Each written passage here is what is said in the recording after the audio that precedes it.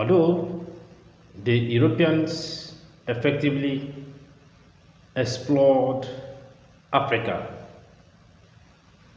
that really encouraged them towards setting up commercial activities and at the same time subsequently conquering Africa.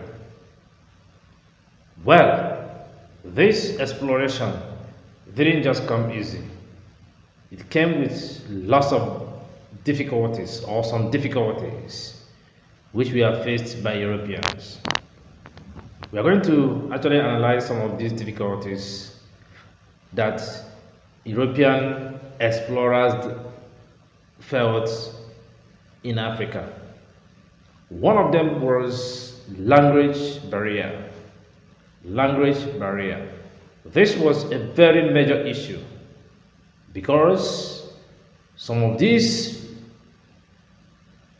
explorers or these explorers that came from Europe had different language with Africans. There was issue of communication. Most of them were Scottish, some were English, some were Germans, Portuguese.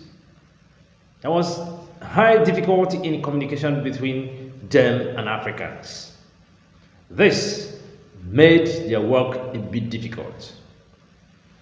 Now remember, as at the period they came for exploration, they were not actually on the ground for them to say, okay, let them get some Africans to teach their European languages, like the British did with the help of the missionaries. So the language barrier became a very difficult, a very important barrier or a very important hurdle for them to face, which really slowed their activities. The next one was the climatic condition. The climatic condition they faced in Africa were different from what they faced in Europe or what they used to go through in Europe. This made life difficult for a good number of them. In the desert area, they had to face, or they faced very high temperature and dryness.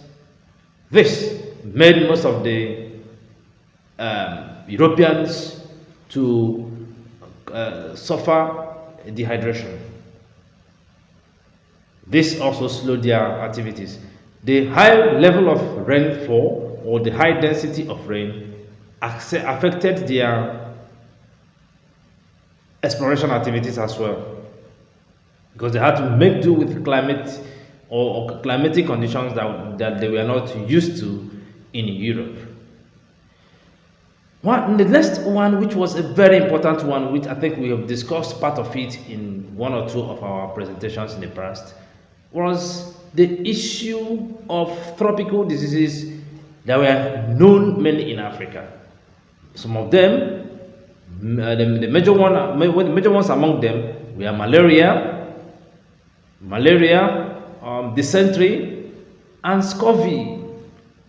These major diseases and other ones seriously affected Europeans in Africa. In fact, the earliest exploration activities that Europeans went through were so disastrous that majority of them, or majority of the Europeans that came for the exploration, died. The first and the second expedition of someone like Mungo Park were so highly devastating. His first expedition got to a point that he had to return back to Europe. While in the second expedition, he was believed to have died. In the first expedition of Mungo Park, a good number of the people that came with him died. So Europeans went through serious issues, and most of them were dying through tropical diseases. Well, some level of relief came when one of the explorers, the change actually came when one of the explorers or a medical doctor, Dr. Hutchinson, who had earlier experienced the efficacy of quinine, started giving this particular drug daily to the members of the European explorers. He as well made use of meat and vegetables to cure those suffering from scurvy. He was one of the explorers, actually a medical doctor, that was able to understand the fact that, or got to know that quinine as a drug was very helpful. This they used to reduce the impact of malaria among the European explorers. Then the next one we have to look at for here was the issue of shortage of funds. The issue of shortage of funds and also shortage of provisions.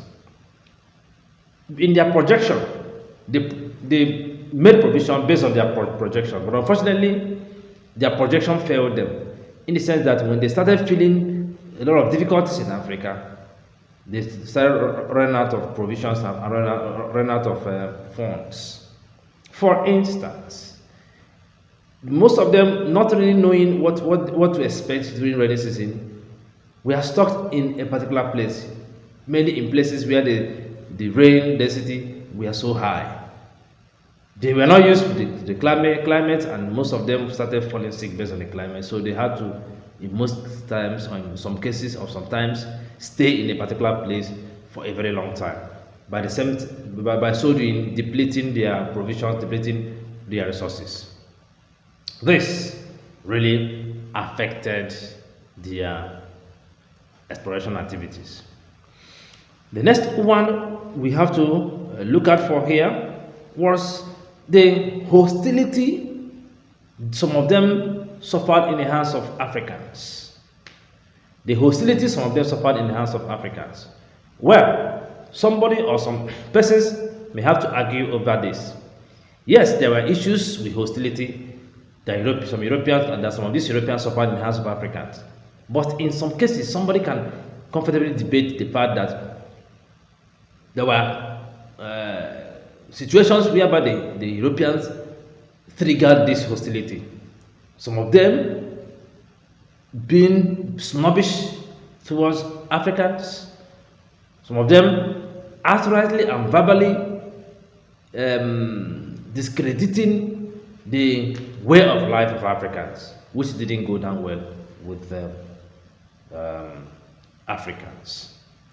You know, when you look at the African provision, African society, even to this present day, you will see that there are some areas that still have high cultural valuation, and there are some taboos around these cultural valuations, which they will expect even strangers within them to keep.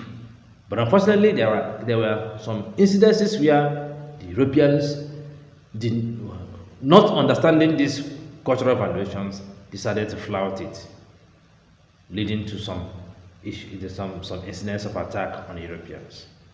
But generally, Africans, as a matter of fact, are people with a high level of hospitality, and this could have played a very negative role towards the issue of colonialism and the loss of their territory for some time to the Europeans.